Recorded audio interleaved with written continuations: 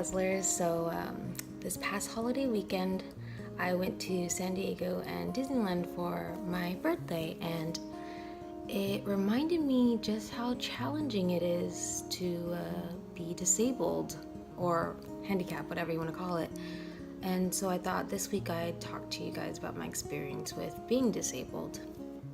Before I was hospitalized, walking and standing for long periods of time was tiresome for me because I just didn't have the energy or stamina like I used to when I was an active kid.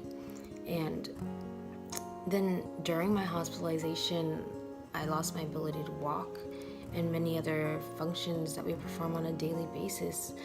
And I had to relearn such basic activities that a lot of us take for granted, and it was frustrating. But that's another topic I'll talk about another time. Anyways, so since we're learning how to walk, I still have to work on increasing my endurance and my balance. Sometimes, especially on uneven surfaces, I'm afraid my knees will buckle and I'll fall because I'm not strong enough. And being on blood thinners, that's not a good thing. And as I mentioned in my previous video, I'm fragile, and just by running I could sprain my ankle. So just imagine that feeling of uncertainty every time you walk. Now imagine that feeling in walking in like a big city or in big crowds, or just simply from getting from point A to point B. It's frustrating, scary, and quite annoying. I feel this way because now I have to depend on assistive devices or for someone to be by my side while I walk, and it takes away from a person's independence. And if you know me personally, you know that I'm a pretty independent person.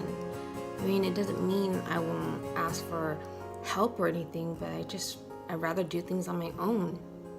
But of course, I had to come to terms with this, that this was my life now.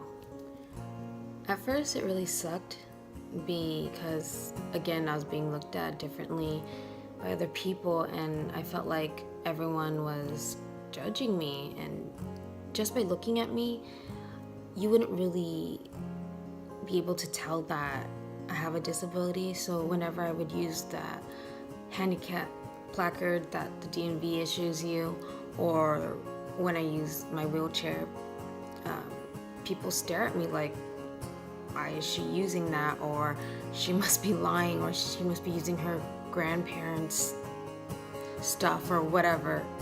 I mean, but even now, every time I use my handicap placard and I get out of my car, I brace myself for a stranger to confront me about why I'm using it. And I have this whole speech in my head prepared for when that day comes, or if it ever comes.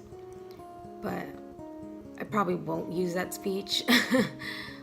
So, if you are like me, who may not physically appear to be disabled, and people stare at you, just try not to let it bother you, because if we presume to know what other people are thinking when they look at us, then we are no better than them by judging them too. So just brush it off. And if they do come up to you and confront you about your use of assistive devices or your use of your placard, just be kind. Always be kind, and just tell them so they get off your back. And because in the end, it's really not worth the hassle of the argument. And in the end, also, that person will probably feel like a poop head for jumping into conclusions in the first place. And let's be honest, there's a lot of people out there who do abuse the use of the placard, and it in turn like affects the people who really do need it. And so that stranger, in a weird way, how since they confront you, they are kind of actually in some way watching your back, because then they're making sure that it is being used properly. So, or that's how I see it, at least.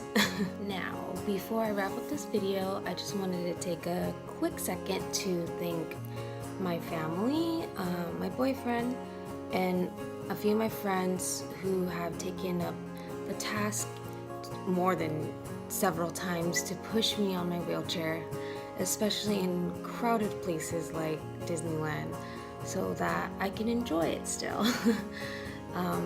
Thank you guys. You guys are awesome. I love you guys so much, and you guys are honestly the real MVPs of my life. So thanks again for watching, guys. I hope you all continue to have a wonderful week. I hope to see you all next week, and remember, don't forget to always dazzle.